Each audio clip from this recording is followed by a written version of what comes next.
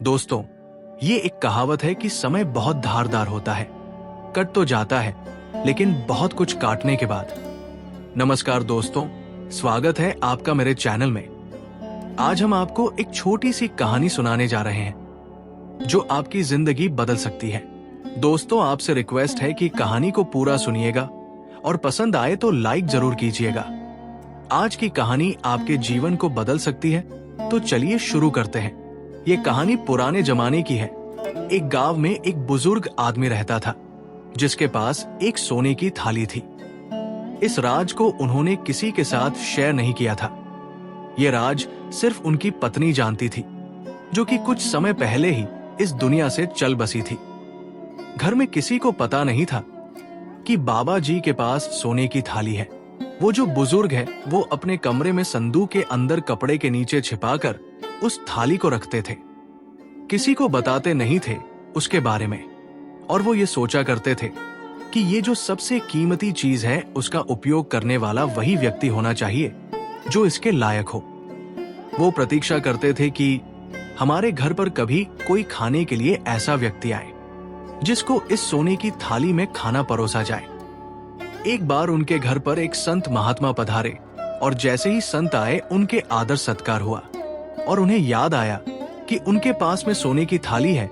वो अपने कमरे की ओर गए, उस संदूक के पास गए, उस थाली को हाथ लगाया और वो थाली को बाहर निकालने ही वाले थे कि उन्हें विचार आया कि ऐसे महात्मा को क्या सोने की थाली में भोजन कराना है जो गांव गांव जाते हैं, भिक्षा मांगते हैं। ये उनके लिए नहीं है थाली।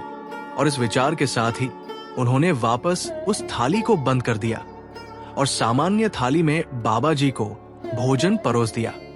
अब किसी को तो पता ही नहीं था इस रहस्य के बारे में। कुछ समय बाद में जो राजा के मंत्री थे, वो मंत्री साहब उस गांव में आए हुए थे और रात काफी हो चुकी थी, तो उन्होंने बोला कि हम यही रात्रि विश्राम करेंगे। अब गांव में इन बुजुर्ग की बड़ी इज्जत थी, तो लोगों ने कहा कि आप इनके घर में विश्राम कीजिए। और उस दिन फिर से उन बुजुर्ग को लगा कि जिसको उस थाली में भोजन परोसना है वो व्यक्ति आ चुका है, वो इस राज्य का मंत्री है। वो फिर से अपने कमरे में संदूक के पास गए और थाली निकालने वाले थे। फिर ख्याल आया कि जब भोजन ही कराना है सोने की थाली में, तो मंत्री को क्यों कराना, राजा को कराऊंगा। जिस दिन राजा आएंगे उस दिन इस थाली को निकालूंगा। ये सब सोचकर उन्होंने थाली फिर से उसी संदूक में बंद कर दिया। उस थाली को हाथ भी नहीं लगाया। मंत्री को सामान्य थाली में ही खाना खिलाया गया। मंत्री भी एक दिन चले गए। फिर एक दिन ऐसा आया, शायद उनकी प्रार्थना की शक्ति रही होगी, राजा भी उस गांव में पधारे। लेकिन उसके पीछे कारण कुछ और था, और वह जो राजा था युद्ध हार चुका था अपने पड़ोसी राज्य से और अपनी सेना को इकट्ठी करने के लिए चला था। वो राजा गांव गांव जाकर के लोगों के साथ बात कर युद्ध में एकजुट होने का प्रयास कर रहा था। उस गांव में भी राजा ने लोगों से बातचीत की, भाषण दिया कि हमें साथ रहना होगा, मुश्किल घड़ी है, ये वो वगैरह वगैरह। उसके बाद रात का समय हो चुका था, तो राजा ने कहा कि रात का विश्राम इसी गांव में होगा। गांव के लोगों ने उन बुजुर्ग से कहा कि राजा साहब आपके घर पर ही विश्राम करेंगे और कहां जाएंगे।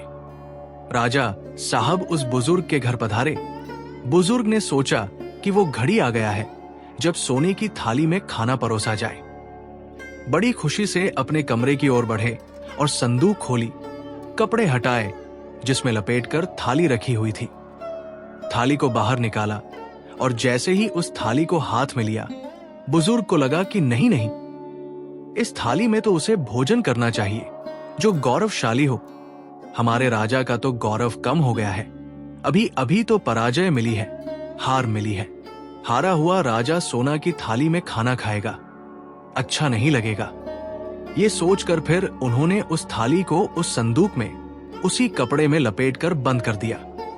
वापस आ गए और सामान्य से थाली में ही राजा ने भोजन किया। और इस घटना के कुछ दिन बाद ही बुजुर्ग की मृत्यु हो गई। काफी समय के बाद जो उनके बेटा था वो गया और संदूक को खोलकर देख रहा था कि इसमें क्या क्या है। अंदर देखा तो एक काली थाली मिली। थाली एकदम काली पड़ चुकी थी। उसने अपनी पत्नी को बुलाया और कहा कि देखो पिताजी क्या क्या करते थे। वो थाली छुपा कर रखे थे, काली हो गई है पूरी। पत्नी ने भी मुंह फेर लिया कि अरे क्या गंदी सी थाली मुझे दिखा रहे हो। ऐसा करो, हमारे घर में जो पालतू कुत्ता है उसको इसमें खाना देना शुरू कर दो। वो थाली हर दिन इस्तेमाल में ली जाने लगी, हर दिन उसमें खाना परोसा जाने लगा। लेकिन एक पालतू कुत्ता के लिए बुजुर्ग ने कहा उसे बचाकर रखी थी कि कोई आएगा और इस सोने की थाली में खाएगा। और क्या वो थाली का हाल हो गया। पहचान में ही नहीं आ रही कि ये सोने की थाली है। ये छोटी सी कहानी उस सोने की थाली की नहीं है, आपकी और हमारी कहानी है। हम कई बार कोशिश करते ही नहीं हैं, अपने कोशिश को बचा कर रखते हैं कि कल से, परसों से वो पल आ जाए, वो क्षण आ जाए, ये कुछ हो जाए तब कुछ करूंगा। और जब तक हमें समझ में आता है तब तक समय निकल चुका होता है। जिंदगी छोटी नहीं होती है, लोग जीना देरी से शुरू करते हैं। जब रास्ते समझ में आते हैं तब तक वापस जाने का समय हो जाता है। इसलिए अभी से ही अपनी जिंदगी सुधारने और संवारने में समय लगाइए, प्रयास लगाइए। हर रोज छोटी छोटी कोशिशें करते रहिए। दोस्तों, उम्मीद है आपको आज की ये कहानी पसंद आई होगी। ऐसे ही कहानी के लिए वीडियो को लाइक, शेयर और चैनल को सब्सक्राइब कर लें। वीडियो देखने के लिए आपका बहुत बहुत धन्यवाद।